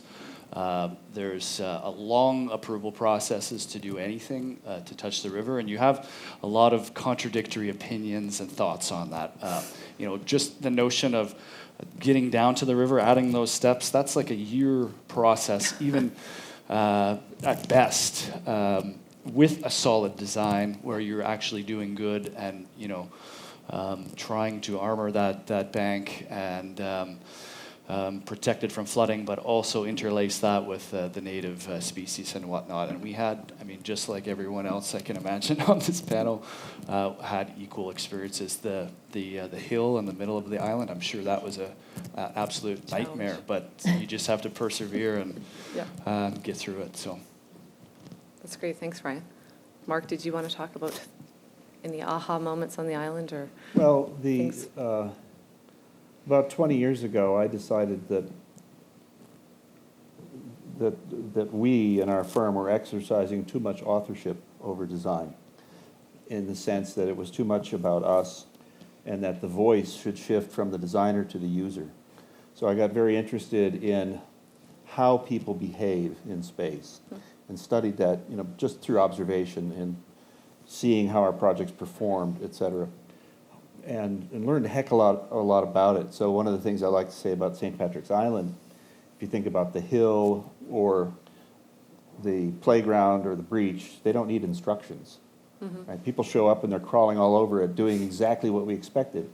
The question of whether there's a negative is one that takes time to find out. There's no obvious mistake. There's nothing that sort of didn't work. But the question is whether that, by trying to encode the place with a variety of experiences that we believe will last, that's the foundation program of the island, to which the programming that Susan, Claire, et cetera, do is another layer. Our hope is that foundational programming, that natural sort of way that you want to walk and use the place, will be lasting. But I suspect that if we come back in 10 or 15 years, we will see behaviors changed to some extent, and we'll be able then to see some things that aren't working as well as we thought they did. Because newness changes behavior. There were some surprises. Can you still hear me? I Yep. feel like this is moved. Okay. One, I think everyone, when we were designing it, thought more people were going to arrive from the parking lot side.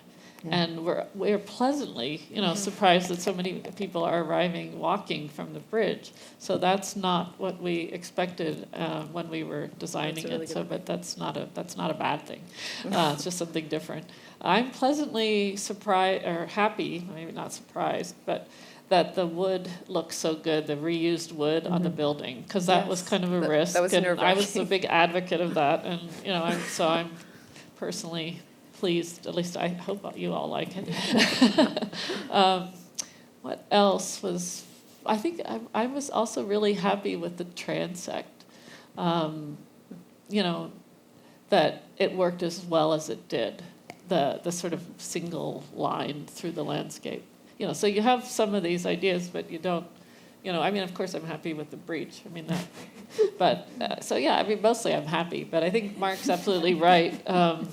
It will take time to see, what the real problems are. I'm sure there are going to be some, and we always want to keep coming back and learning. Well, I think your notion of the arrival is absolutely true, because we all thought too that more people we planned for it coming from the parking lot kind of near the zoo, and people are always on the bridge and coming down and biking and walking, which is great.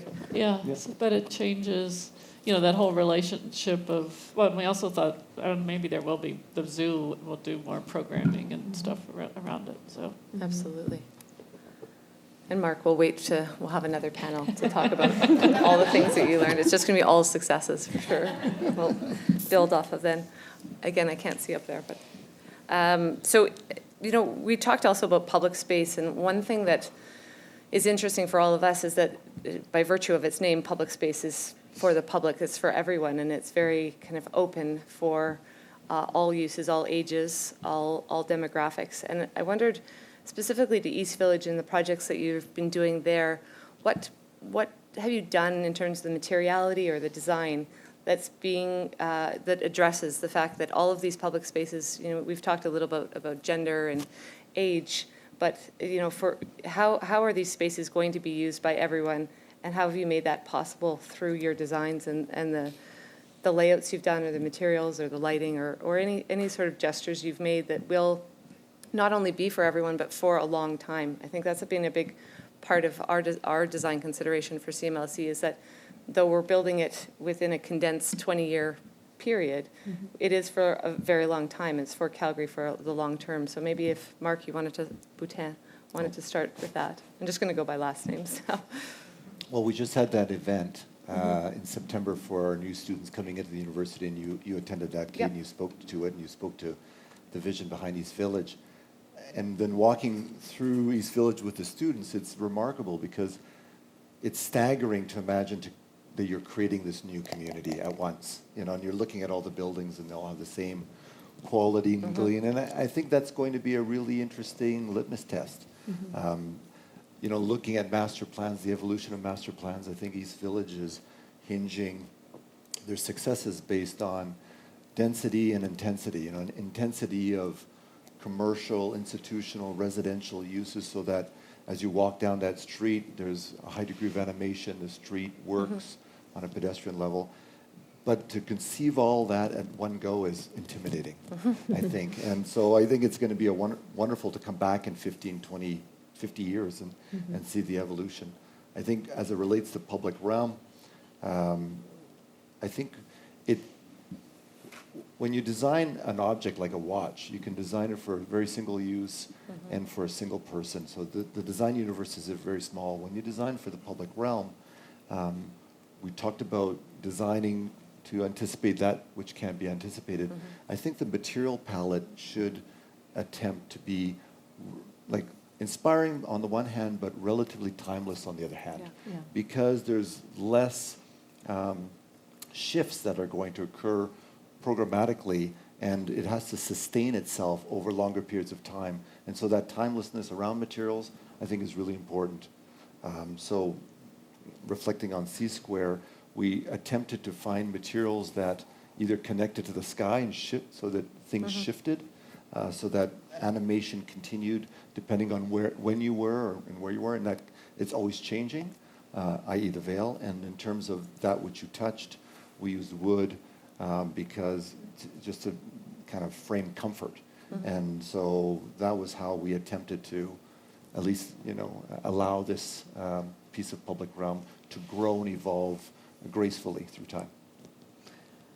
Yeah, I think I agree with everything you just said, but I guess in our personal experience on designing the two spaces, we consciously made the decision to have the small, Fifth Street Square, which came after the design of St. Patrick's Island, to have it be different materials because, again, even though you're doing this all at the same time, I think there's always you don't really want it to look like it was done all at the same time, or that it was, all the same palette. You want there to be some diversity and variety. So I think that's one thing that we actually, that we did consciously do to make it be different in this new place. And I think yours is different. I mean, I think that's a good thing that all the spaces, even though in the future when we look back, they'll obviously all be of this period, but at least they'll be different. Perfect. I see some questions out here too, so maybe I see your president, but there's someone above you right now, so.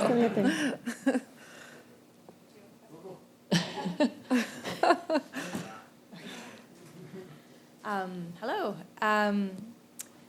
I want to, first of all, thank you for you guys, everyone in the room that's done an amazing job down there. My family spends a lot of time on St. Patrick's Island and in the area, and we never did before this summer. So, we enjoy all aspects of it. My particular favorite is the hill, and I just think it's such a subtle move, but there are so many ways in which that's a design success, I think, and it'll be interesting to see how it works throughout the winter in terms of tobogganing and stuff. But it's a very, I just think of all the design decisions that go into such a simple thing. So I thank you for that. But I just was wondering if any of you would, I don't know who, but if any of you, Marc Johnson, you spoke a little bit about your practice of observing how people experience public space, and I really love that idea of letting the user speak and the designer being more a listener than a teller of how things should be. So I'm just curious if you can each or any of you speak a little bit more about your personal design process in terms of how you research your projects. So I'll say one research thing that we did that hasn't been mentioned at all yet is we did a bio blitz. I don't know if anybody here attended it. It was open to the public, 24 hours. The idea was to research what was the ecology of the island at sort of a baseline, with the idea that at sometime in the future, we could go out and see how that's improved. So this is not about human, but this is about the other inhabitants of the island. So it was also part of the process. I just wanted to bring that up, that we did also care about those inhabitants as well. So. Because being a designer is interesting because you have to anticipate how people are going to react in a space, and in order to anticipate that, you have to watch people. And I'm sure everyone on this panel spends a lot of time outdoors and watching people and how they move through a space. And actually, in the winter is a really interesting time to watch how people move because they create desire lines and patterns in the snow. And we used to play tricks on people, and we'd create our own route through the snow and watch how many people would follow it, because people follow other people. And you'd get somebody off on a weird track and they'd stop and be like, oh, what the heck? And then they'd be up to their knees in snow. It's pretty funny. But wherever you go, I mean, life is just a collection of experiences, so you need to get out there, you need to travel, see new places. I mean, there's lots of great examples in Calgary, but I mean, there's also great examples in Europe and France and all those places, and you draw inspiration from those, and that comes out in your work, I think, so. Yeah. Absolutely. The reason actually why Opera in the Village exists is because we saw something similar in Europe, in a outdoor marketplace. And we thought, well, why don't we just build that as a program in East Village? And so we studied it there and brought it here. Exactly your point. I think, I mean, because you've specifically talked about topography, I mean, but I think you'd see in all the designs that everyone used topography to help make places that people can occupy. And, that comes from, learning about seeing how, how you sit on something, how you feel comfortable in different places. And so forming those in ways that, that people will use them in different ways. So I think Well, I do believe that, so we've gone to St. Patrick's Island a couple times. And what's enjoyable, like I'm in many ways too old for a few of those things, but what's still roll enjoyable down the hill. is, yeah, I will. But it's people watching. Yeah. Yeah. We That's ride why- our bikes there and we stop and we'll maybe grab a coffee or something and then we'll sit. And then you just stare at people, and which is kind of weird, I know. Like, I don't want to get arrested, but, I mean, because we've had kids and they're older now and they'll, I don't know what they're going to do in St. Patrick's Island, but to watch little kids is amazing, and families, and you see the whole world unfolding before your eyes. So it might be, it's an extension of Marc's triangulation, but just to be able, when you look at the activities on St. Patrick's, and you can be a voyeur or you can be really connected. I think a quality of public space is an ability to have a spectrum of participation. Very passive, watching, Right. or very active and being the actor. And I think St. Patrick's Island does that really, really well. And I think that's a good litmus test for public space, so it's not really answering your question, I know, but maybe there's another way of thinking about it, in the sense that, this room has, I don't know how many people, but we all bring very different perspectives into public space and relationships. And so if you design a public space that has an ability for someone to be, at that moment, the actor, and for someone else, when they go to that space next time, they consciously want to become the voyeur or the watcher. That is successful public space to me. So that it's not a monolithic landscape. It's actually a subtle shifts that allow you to participate how you want to participate. So when Ryan talks about, well, I don't want to put words in your mouth, but Riverwalk, you can walk through it, but you can also stop and be the animator observe it. of that space. And I think that's certainly one degree of really successful public space. I'd like to try and give a very specific answer. We start by trying to learn everything about everything that we possibly can learn. And whether it's about the ecology of the place or the history of the place or the specific artifacts that we find or structure. We just have all these different sort of categories that we get into. And we depend on discovery. Our design process relies on discovery, and we try to get all the knowledge we can, and then we read the consultation, we read the master plan, and we try and ask ourselves, where have they made the wrong assumptions? What assumptions underlie these recommendations or these statements? And are those assumptions correct? And once we start to realize that there are new ways of connecting facts together that people haven't seen, then we know we're onto something. And in this case, with the island, we came to a point where that we realized that basically what people were asking for in the big book of words was, it's a nice phrase, the big book of words. I think I'll write that book. That people were basically saying, we want a really natural place, but we want to do all sorts of stuff in it. Right. And those two things don't go together. And so we realized that what we would do is we would remake the landscape of the island according to some pretty powerful engineering and ecological principles.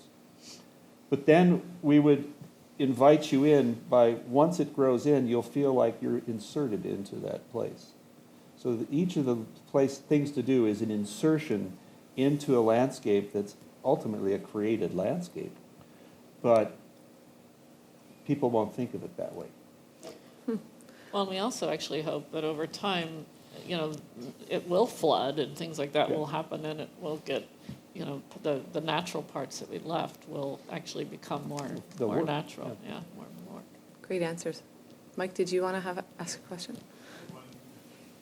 My apologies, I realize I'm taking some of the time from these folks, but one of the discussions that I think it's important to have with the group is, as communities, we've all bought into the importance and value of these spaces, but not everyone has.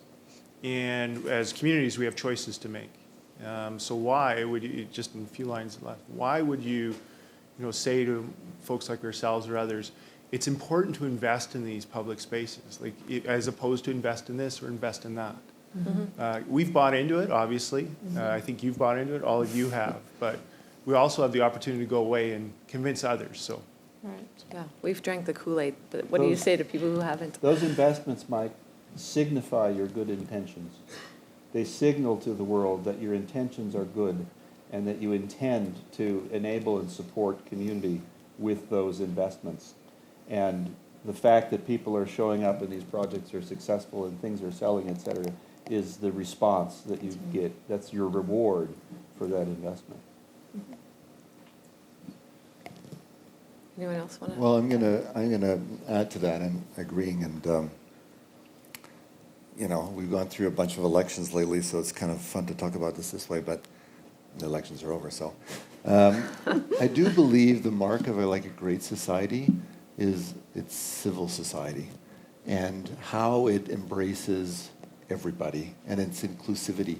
And the public realm is that great battleground for inclusivity. Mm-hmm. I mean, you can pay money and go, and I don't want to pick on anything, but you can pay money and go to a heritage park, or you can pay money and go somewhere else. But the public realm, the city's public realm, demonstrates its generosity to everybody. Yes. And so investment in public realm, I think, is in some ways the highest order for a city, or by extension CMLC, to invest in. There's no single ownership that would say, we must do this. Yeah. Instead, it's actually an agreement that by doing this, we're embracing everybody. And so I really think it's the highest order of society to invest in the public realm. That's that extension. And I'm from New York, and we recently, I guess not that recent now, but like you all, we had a flood. And so what we learned from that, I've done a lot of resiliency planning with the different communities, and one of the big findings was that it's not just the physical resiliency, that's important. I mean, the communities that were the most resilient also had the best social infrastructure and had places where they went, after the event and found each other. And so, I mean, I think, the importance of the social resiliency and the cohesiveness of community is, it's not just, sort of good stuff. Or, actually, is part now of what they're trying to teach people, in terms of making resilient communities. So, I think, your success with getting people to come, but, also your future success as a city, will be shown as, as you develop these communities and people come together and absolutely. Completely agree. Well said. I think we have one last question up here. I'm just conscious of time, so. I actually had two questions, but maybe sorry. I'll cut it down to one. Go for it. I like, Marc Boutin, what you were saying about the notion of public space as a vehicle for inclusivity in a society. And I guess what I'd like to ask, Marc Johnson and Barbara, you were talking about the notion of sort of built-in or foundational programming in a public space. And there has been some mention of the seniors in East Village, but of course the other major sort of carryover demographic in the East Village is the DI residence.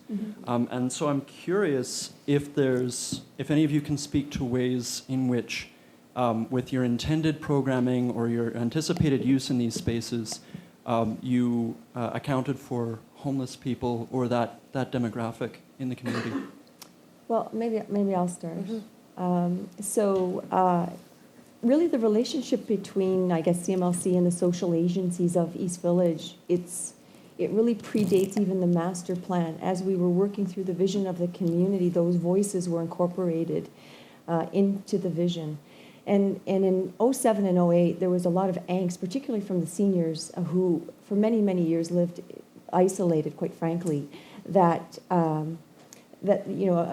company like CMLC would come in and push them out of the way. So it literally took us years of just building a reputation with them and some relationship with them to get them to trust that we weren't pushing them out. And actually, we started, the very first thing we did to demonstrate our commitment to them was we built 8th Avenue, which is the avenue that sort of is that area of concentration. So we built the public realm at 8th Avenue first and foremost. But the demonstration of the relationship is, even last night, as an example, there were things happening within the core, and I was on the phone with the drop-in center. I wanted to know how their staff were. I wanted to know how their clients were, and so we would not be successful in East Village if we excluded anybody. The whole notion of the community is to be an inclusive community, and we see program sharing. Last year we built a mural together. Over the years we have participated in joint programs together. I would like to say as an employee of CMLC that we've worked hard to build relationships with the social agencies in the area and the seniors. And during the flood event of 2013, 2013, the CMLC team actually triaged with the owners of those senior towers to get those seniors out. So and we are a very small team. We're 17 people. So we spend a lot of time thinking about the existing population of East Village. And right now, we're very much focused on how can we integrate through programming the new residents of those towers with the existing residents of the community, because there still is some remnant. Sort of historical memory of feeling isolated. So we're trying to connect those people. And the way we'll do that is in our public spaces. So it's a great conversation. But I would like to think that CMLC spent a lot of time and invested a lot of energy in creating those relationships. It's an important question. I think that as a goal, we don't all achieve it all that well, but as a goal, a healthy city accommodates everybody in some beneficial way. And when you have a homeless problem, or whatever label you want to use for that, usually it's identified because people see a concentration of people that are different than them, and the reason there's a concentration is that the other people have abandoned or neglected that place. And so it's our responsibility to care for the places and to occupy the places, to make room for everybody, and to make it interesting for everybody, so that you don't end up with these endemic pockets of trouble. Yeah, if I could just elaborate really briefly on that. It's very challenging to solve social issues or challenges through design. I mean, you can address it and accommodate for it and anticipate what may happen. So by doing that, you make it uncomfortable for the activities that are undesirable and make it comfortable for the activities that are desirable. And that's it. Marc just nailed it. You have to really design for everyone. And make it safe and comfortable for all the users. I mean, it's imperative, and we knew. Riverwalk came very early in the stages of East Village, and we knew that there was going to be homeless activity there, and you just have to try your best to accommodate it and make sure that they're comfortable as well as the other users. So it's a symbiotic kind of But it's integrated. I mean, I don't want to suggest that we're just accommodating, because we're not just accommodating. We are a community together. And so we plan with, and we hear, and we listen, and we respond. And I think if East Village is going to be successful, and it will be successful, it's just starting, it has to continue with that Yeah. line of thinking. And I think you said you had a second part to your question. Maybe we can get to that. It's actually a separate question, but I'm happy to ask it. If there's time, Sneaky. I don't know if there's time. Yeah. Oh, yeah, go for it. Oh, okay. Well, all right. Barbara, you started to touch on this a little bit, and Ryan, you talked a little bit about the the fish habitats that were briefly created and then lost with those boulders. But for all of these spaces, and given the inclusion of plants in all these spaces, I was wondering if you'd be able to speak a little bit about wildlife movement in the area and the way that they fit into the green network. I mean, even the smaller spaces, it's easy. I mean, I see coyotes, you know, on the Riverwalk and stuff. It's easy to see the wildlife in the bigger spaces, but even the smaller spaces are well within range for birds and pollinators and stuff. And so I'm just interested in those considerations. We've also had to design for the resident gophers in East Village, so someone may want to address that. Yeah, I mean, rivers are natural corridors for wildlife. I mean, they move, they're safe places to move through. And there was extensive studies that we did. We actually had fish counters go out there and count the fish and make sure that we weren't removing, surprisingly enough, the photographs that I showed with the concrete rubble overlays, that was actually significant fish habitat because it creates shelter and they hide underneath it. So we wanted to remove that stuff, but we had to put new stuff back, obviously. And just because those boulders are not there anymore, they're somewhere else. And new like floods always change and create different habitats in rivers. And then with respect to the vegetation, I mean, it was really, the previous banks were not, there was no succession happening. It was very much invasive species. And it was about restoring back those native resilient species and really trying to create something sustainable that will last, hopefully, for eternity at this point. So. Perfect. Thank you. Well, I think we're almost near time right now. And I want to thank everyone for coming and for everyone for your questions and just participating in this discussion, because I know I've learned something and I've been exposed to kind of different ways of thinking. So it's always great to continue the conversation. And I don't know if Claire, if you're not coming up, so there you go. No, thank you all for coming, and thank you all for the presentations. It was really informative. Thank you.